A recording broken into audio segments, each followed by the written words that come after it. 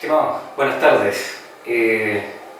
Como ustedes saben, dadas las especiales circunstancias de estos últimos meses y en mérito de lo que se acordó a través del grupo del curso, a través del grupo WhatsApp, vamos a proceder a través de esta modalidad con el fin de dar término al semestre y para que ustedes puedan realizar estas cátedras dentro de lo que su tiempo les permita y así evitar topones de horarios con las otras cátedras que están desde las 16 horas hacia atrás y facilitarles a ustedes el estudio, ¿ya? Dicho eso, nosotros teníamos pendientes varios temas. Si ustedes recuerdan, estábamos viendo lo que eran los requisitos del acto jurídico. Si ustedes recuerdan ese viejo esquema que nosotros hacíamos con los requisitos de existencia, los requisitos de validez, nosotros ya hemos visto la voluntad exenta de vicios, el objeto lícito, la causa lícita, y nos quedan pendientes los últimos dos requisitos de existencia y de validez de los actos jurídicos, que son las solemnidades por una parte y la capacidad, que es el tema que vamos a ver ahora, ¿ya? En el próximo módulo vamos a ver solemnidades para después, en el tercer módulo en adelante, ver lo que son las sanciones de ineficacia en contra de los actos jurídicos, en específico la nulidad, que es un tema súper importante sin el cual no podemos terminar el semestre. Pero vamos por parte. La capacidad, en términos generales, puede ser de dos tipos, ¿ya? Capacidad de goce y capacidad de ejercicio. Este PowerPoint se lo voy a subir a boca para que lo tengan a mano. La capacidad de goce es un atributo de la personalidad. ¿Qué quiere decir eso? Que los sujetos, desde el momento en que nacen, tienen esta capacidad de goce y que consiste en la facultad de adquirir derechos, la posibilidad de poder ser titular de derechos subjetivos. El sujeto desde que nace, el ser humano desde que nace, tiene esta clase de capacidad de goce, ¿ya? Y así, por ejemplo, se puede dar el caso de un infante de 6 años puede ser titular del derecho de dominio o de un sinfín de propiedades inscritas a su nombre en el conservador, porque desde el momento en que nace tiene la capacidad de poder atribuirse el dominio y cualquier derecho real, ¿ya? Y cualquier derecho subjetivo en general, aun cuando en su voluntad, en su conciencia, no entienda cuáles son las facultades que le permite ese dominio, ¿ya? Es decir, el sujeto puede estar totalmente inconsciente de la titularidad que posee y no obstante es titular del derecho en ese sentido. En contrapartida, la capacidad de ejercicio es la regla general, es decir, no todos los seres humanos la tienen, ¿ya? Y a diferencia de la de goce, la capacidad de ejercicio no es un atributo de la personalidad. Los sujetos no cuentan con capacidad de ejercicio desde el momento en que nacen. Es algo que se gana por regla general con el paso del tiempo. Y esta capacidad de ejercicio, que no es atributo de la personalidad, es el requisito de validez del acto jurídico que a nosotros nos interesa. Entonces, capacidad de goce, atributo de la personalidad; capacidad de ejercicio, requisito de validez del acto jurídico. La capacidad de goce, como atributo, la tienen todos los seres humanos desde el momento en que nacen, y la capacidad de ejercicio, en tanto, es solo la regla general. O sea, hay sujetos que son incapaces, y que lo vamos a ver enseguida. Ahora, la capacidad de goce, dijimos, es la posibilidad o la facultad que tiene un sujeto de ser titular de derechos. En cambio, la capacidad de ejercicio consiste en la facultad que tiene el sujeto de poder ejercer esos mismos derechos y de poder contraer las obligaciones correlativas. Ya ustedes van a estudiar después en el curso de obligaciones que a toda obligación le corresponde un derecho personal. Entonces, este mismo infante que a los 6 años tenía capacidad de goce, todavía no tiene capacidad de ejercicio, todavía no puede ejercer las facultades del dominio y mucho menos puede obligarse, por ejemplo, a transferir el dominio de esta propiedad que posee o que tiene, recibiendo a cambio el precio. Eso recién lo va a poder lograr, recién va a tener capacidad de ejercicio una vez que adquiera o llegue a la mayoría de edad, que en Chile son los 18 años, ¿ya? Entonces, facultad o posibilidad de poder adquirir derechos, la posibilidad de ejercer los derechos y de contraer las obligaciones correlativas, ¿ya? Son dos cosas distintas. Todos los seres humanos tienen la primera, la segunda es solamente la regla general, ¿ya? Esta capacidad de ejercicio es a la que se refiere el artículo 1445 del Código Civil en el numerando primero, cuando dice que para que una persona se obligue a otra por un acto de declaración de voluntad es necesario que sea legalmente capaz, ¿ya? Y es esta capacidad de ejercicio la que a nosotros nos interesa para efectos de este módulo, ¿ya? Ahora, como les decía, la capacidad de ejercicio es la regla general en el acto jurídico y la excepción es la incapacidad. El artículo 1446 dispone esto último. La regla general es la capacidad, la excepción son las personas incapaces, ¿ya? Entonces, lo interesante aquí es empezar a estudiar quiénes son los incapaces de ejercicio, ¿ya? Quienes no tienen la posibilidad de poder ejercer los derechos de los cuales son titulares y tampoco tienen la posibilidad de poder contraer obligaciones en el mundo jurídico. Y la primera distinción que tenemos que hacer aquí es entre las incapacidades generales y las especiales, ¿ya? Incapacidades generales son aquellas que obstan a un sujeto a poder celebrar cualquier tipo de acto jurídico. O sea, el incapaz general no puede celebrar compraventas, arriendos, mandatos, ningún tipo de acto jurídico. En cambio, las incapacidades especiales o particulares, como también se les llama, justamente como lo dice su nombre, son aquellas que incapacitan al sujeto, aquellas que imposibilitan poder celebrar ciertos actos jurídicos, ¿ya? Y que lo vamos a estudiar más adelante. Ahora, dentro de las incapacidades generales, los sujetos que no pueden ejercer derechos ni contraer obligaciones a través de actos jurídicos de cualquier tipo, se distingue entre la incapacidad absoluta y la relativa, ¿ya? La incapacidad absoluta, recuerden, como es general, obsta que el sujeto pueda ejercer cualquier acto jurídico, celebrar cualquier acto jurídico, le impide además por sí mismo celebrar cualquier acto jurídico bajo cualquier respecto circunstancia. Bajo cualquier respecto circunstancia. O sea, el incapaz absoluto nunca puede por sí mismo, mientras adolezca de la incapacidad correspondiente, que ya la vamos a ver, nunca puede por sí mismo, de forma autónoma e independiente, celebrar un acto jurídico so pena de nulidad absoluta del acto, ¿ya? La única forma a través de la cual puede actuar es a través de un representante legal, ¿ya? Que, como vamos a ver, es el padre, madre, el tutor o el curador, artículo 43 del Código.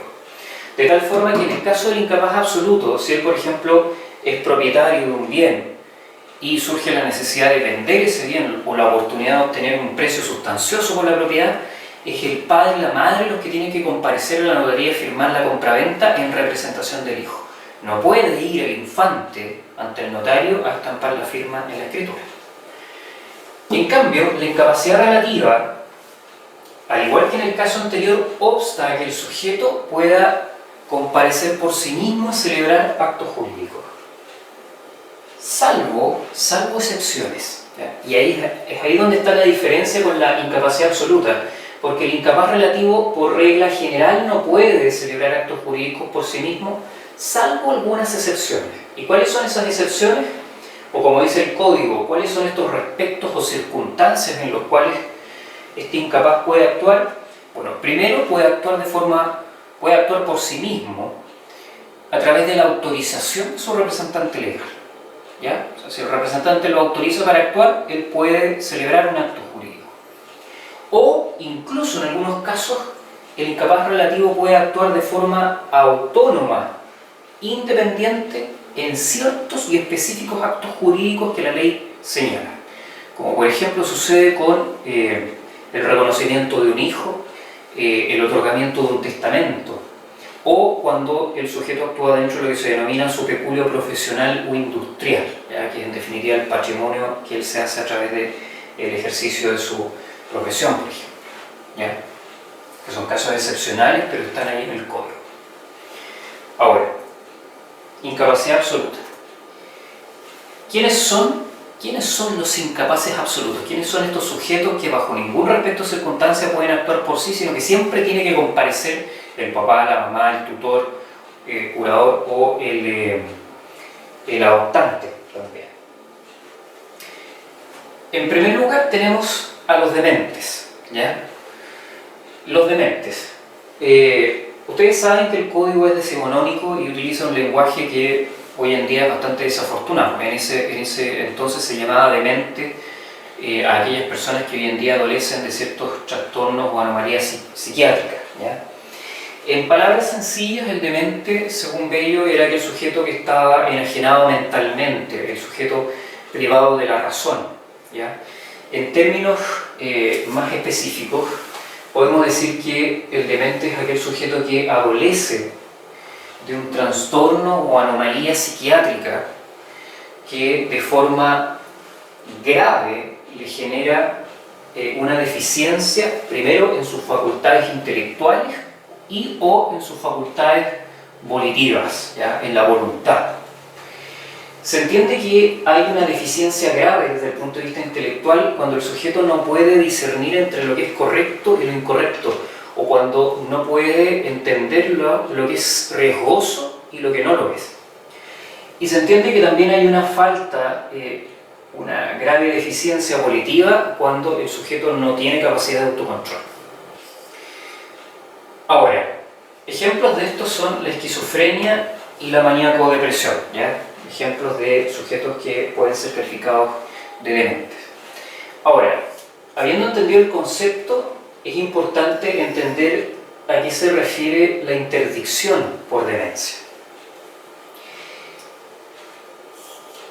La interdicción es una resolución judicial, ¿ya? Es una resolución judicial que tiene por objeto declarar que en este caso el demente, en razón de esta grave deficiencia de carácter psiquiátrica, no tiene la capacidad de poder administrar sus bienes por sí mismo, ¿ya? Y por tanto es necesario nombrarle un curador que va a ser su representante. Esa resolución judicial que declara al demente incapaz en mérito de su demencia y que por tanto lo inhibe de la administración de sus bienes, administración que ahora le va a corresponder al curador, al representante legal, que generalmente va a ser un familiar el más cercano, esa resolución judicial se tiene que publicar en un diario de circulación regional, comunal, provincial, dependiendo del caso. Generalmente va a ser uno de circulación regional, en el caso de Temuco es diario austral, y además esa resolución judicial denominada interdicción se tiene que inscribir en el registro de hipotecas, en el registro de interdicciones del conservador de bienes raíces. ¿Para qué? Para efectos de que los terceros tengan conocimiento de que no pueden contratar con esta persona, sino que tienen que hacerlo a través de su representante legal. La pregunta que surge aquí es, para efectos de entender que el demente es incapaz absoluto, ¿ya? Incapaz absoluto, ¿es necesaria la interdicción por demencia? ¿Es necesario que un tribunal así lo declare? Y la respuesta es no. El demente, por el solo hecho de ser tal, es incapaz absoluto, ¿ya? En ese sentido no es necesaria la interdicción por demencia. Cuidado, a diferencia de lo que sucede más adelante con el disipador, ¿ya? Entonces, ¿para qué sirve la interdicción? ¿Sirve de algo? Sirve. Aquí ustedes van a estudiar en detalle que la declaración de interdicción sobre todo tiene una gran importancia en lo que es la prueba. Si ustedes tienen que ir a juicio y pedir la nulidad absoluta del acto jurídico que celebró el incapaz, en este caso el demente, van a tener que probar que el sujeto estaba efectivamente en ese estado, es decir, demente. ¿Y cómo se prueba eso? Si ustedes previamente, o los familiares previamente, declararon, tramitaron y se obtuvo la declaración de interdicción, basta con que ustedes acompañen en el proceso judicial copia de la resolución, copia autorizada de la resolución denominada interdicción, y con eso se crea una presunción de derecho, es decir, se presume sin posibilidad de prueba en contrario por parte del demandado que el sujeto adolecía de demencia y que por tanto era incapaz absoluto al momento de la celebración del acto jurídico. ¿Ya? Entonces, otorga una tremenda ventaja probatoria, porque acompañando la interdicción es imposible que la contraparte pueda acreditar lo contrario. En contrapartida, si no está declarada la interdicción, ustedes van a tener que ir a juicio y van a tener que probar a través de las reglas generales el estado de demencia del sujeto al momento de la celebración del acto jurídico, ¿ya? En ese sentido, el medio de prueba ideal es la prueba pericial, ¿ya? Si ustedes están estudiando procesal 2 y están viendo los medios de prueba en el juicio ordinario, se van a encontrar con la prueba pericial. Entonces, en ese caso, el perito, que es un facultativo y que idealmente va a ser un psiquiatra, va a emitir un informe y ese informe se va a acompañar al proceso y allí se va a determinar si el sujeto adolecía o no de un trastorno psiquiátrico suficientemente grave que le inhabilitara para poder celebrar actos jurídicos al momento de la celebración del acto cuya nulidad se estaba buscando en el juicio, ¿ya? ¿Cuál es el problema? Que a diferencia de la interdicción, la prueba pericial o la prueba testimonial o de cualquier otro tipo sí pueden ser contradecidas, pueden ser contrarrestadas por otros medios de prueba que puede aportar la parte demandada, ¿ya? Entonces, esa es la ventaja que tiene la interdicción, que no admite prueba en contrario. Si no tiene la interdicción, van a tener que probarlo y va a haber una contraposición de medios de prueba en el proceso. Eso en relación entonces a el demente. En el caso de los impúberes, incapaces absolutos, entonces tenemos al demente, al impúber y más adelante vamos a ver al sordo y sordomudo que no se puede dar a entender claramente. El impúber. ¿Quién es el impúber? Y aquí hay que hacer una distinción entre varones y mujeres, ¿ya? Entre las damas.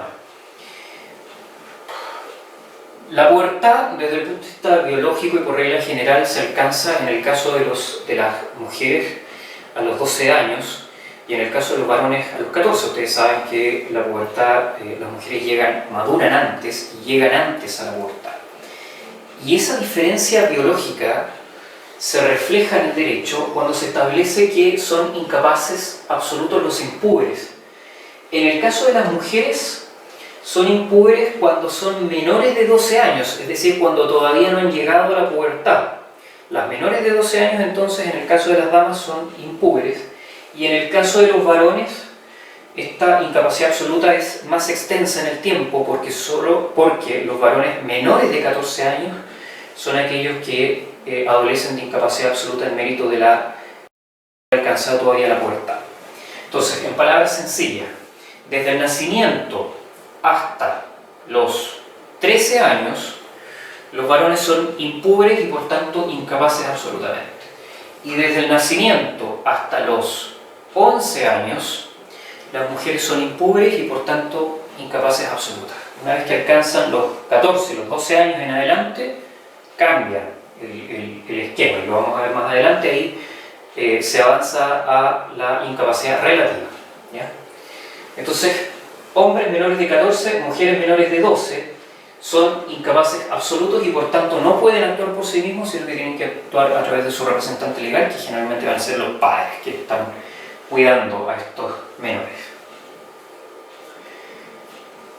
También tenemos, en tercer lugar, y con esto terminamos la incapacidad absoluta, a los sordos y sordomudos que no se pueden dar a entender claramente, ¿ya? Sordos y sordomudos que no se pueden dar a entender de forma clara. Lo que podemos señalar acá es que antiguamente, el código solamente establecía la incapacidad respecto de los sordomudos que no pudieran darse a entender por escrito. Cuestión que era bastante absurdo, porque se podía dar el caso de que el sordomudo se pudiera dar a entender a través del lenguaje de señas, pero no por escrito, en cuyo caso se entendía que era incapaz absoluto. Entonces, hoy en día el código amplía y a la vez restringe esta incapacidad. La amplía porque ahora no solo el sordomudo, sino que el sordo propiamente tal también es incapaz, pero se restringe porque solamente el sordo y sordomudo que no se puede dar a entender por ningún medio de forma clara, ni por escrito, ni a través del lenguaje de señas, por ejemplo, es incapaz. En caso contrario, si puede escribir o si puede comunicarse a través del lenguaje de señas, se entiende que es plenamente capaz. ¿Ya? Bueno, características de los incapaces absolutos. Ya les dije, no pueden actuar por sí mismos, siempre tienen que actuar representados. Artículo 43. En caso contrario, si actúan por sí mismos y no a través del representante legal, el acto jurídico se sanciona con nulidad absoluta, ¿ya? Esto es súper fácil de entender, ¿ah? Ahí está la mnemotecnia lista. Incapaz absoluto, sanción, nulidad absoluta. Incapaz relativo, sanción, nulidad relativa, ¿ya? Y luego hay otras características que ustedes van a poder estudiar en detalle a través de la lectura. Incapacidad relativa. ¿Quiénes son los incapaces relativos? En primer lugar tenemos el menor adulto. El menor adulto, como ya les adelantaba, es aquel menor que ya ha alcanzado la pubertad. O sea, en el caso de las mujeres, desde los 12 años, alcanzaron la pubertad 12 años hasta los 17 años, porque a los 18 se alcanza la mayoría de edad y el sujeto pasa a ser plenamente capaz de ejercicio. Entonces, entre los 12 y los 17, las mujeres son incapaces relativas por ser menores adultas. En cambio, en el caso de los varones, como alcanzan la pubertad después, pasan a ser menores adultos a partir de los 14 años y hasta los 17, ambos inclusive, y por tanto son incapaces relativos. En consecuencia, estas damas y estos varones no pueden actuar por sí mismos salvo autorización del representante o salvo estos casos específicos en que pueden actuar de forma autónoma o independiente. Yo les decía, por ejemplo, el caso del reconocimiento de los hijos o en el caso del peculio profesional o industrial o en el caso de la disposición testamentaria, ¿ya? Y aquí tienen otros ejemplos que también pueden leerlos en su oportunidad cuando lean este PowerPoint que les voy a hacer llegar, ¿ya? Y en segundo orden están los disipadores bajo interdicción de administrar lo suyo. ¿Quién es el disipador? Si ustedes se acuerdan de la parábola del hijo pródigo, se acordarán de este sujeto que le pedía la herencia al padre por adelantado y que posteriormente se iba a la ciudad y dilapidaba todos sus bienes. Bueno, ese hijo pródigo se llama pródigo justamente porque pródigo es sinónimo de disipación y el disipador es aquel sujeto que de forma habitual y de forma desproporcionada gasta sus bienes, malgasta sus bienes sin una finalidad racional, ¿ya? Esta persona es incapaz relativa, pero con una condición, la interdicción. A diferencia del demente, el disipador, para ser incapaz relativo, necesariamente tiene que estar interdicto, es decir, tiene que haber una resolución judicial que lo declare incapaz relativo y por tanto le inhiba de la administración de sus bienes, ¿ya? En caso contrario, los actos de este incapaz relativo son nulos relativamente, ¿ya? Cuestión importante. Y aquí lo que señalábamos al principio, que en definitiva estas personas no pueden actuar por sí mismas, salvo previa autorización del representante, excepcionalmente en casos que la ley señala de forma autónoma, y en caso contrario tiene que actuar a través de su representante legal. O sea, tanto el incapaz absoluto como el relativo pueden actuar a través, y deben actuar a través, en el caso del absoluto, a través de su representante legal. La diferencia es que en el caso del incapaz relativo no solamente puede actuar a través de su representante, sino que también con autorización del representante o incluso en algunos casos de forma autónoma, ¿ya? Y a todo esto, ¿quiénes son los representantes legales que tanto mencionamos? El artículo 43 del Código Civil señala que son el padre o madre, el adoptante y el tutor o curador, ¿ya? Padre o madre, generalmente en el caso de los menores, lo mismo en el caso del adoptante y el tutor o curador, sobre todo en el caso del interdicto por disipación y del demente, si es que está declarado interdicto. Las incapacidades especiales. ¿Se acuerdan que al principio habíamos hecho esta distinción entre incapacidades generales y especiales? Las incapacidades particulares son aquellas que inhiben a un sujeto de poder celebrar ciertos actos jurídicos, ¿ya? Y aquí tenemos varios ejemplos. Ustedes van a estudiar en el curso de contratos ciertas prohibiciones en relación a la compraventa. Y así, por ejemplo, el padre o madre no puede celebrar compraventa respecto del hijo sujeto a patria potestad. Asimismo, los cónyuges no separados judicialmente tampoco pueden celebrar compraventas entre sí. ¿Por qué? Porque en el caso de los cónyuges se puede prestar para defraudar a terceros, acreedores, y en el caso del padre o madre respecto al hijo, porque se podría generar una contraposición entre el deber de resguardar los intereses del hijo que tiene el padre y el beneficio que busca obtener el padre o madre en el caso de la compraventa. Entonces, en ese caso, la ley establece la prohibición que se denomina incapacidad particular. Y las sanciones en esos casos son diversas, ¿ya? En algunos casos puede ser nulidad absoluta, relativa, etc. Eso, chicos, en relación entonces a la capacidad. Si tienen dudas o consultas, ustedes tienen la posibilidad de poder escribirle al ayudante, o también tienen mi correo electrónico, ¿ya?, en el que yo puedo resolver sus dudas. En el próximo módulo, que espero subirlo pronto, vamos a ver las solemnidades, y con eso vamos a terminar por fin con los requisitos del acto jurídico para comenzar a estudiar lo que es la nulidad. Que tengan muy buena semana.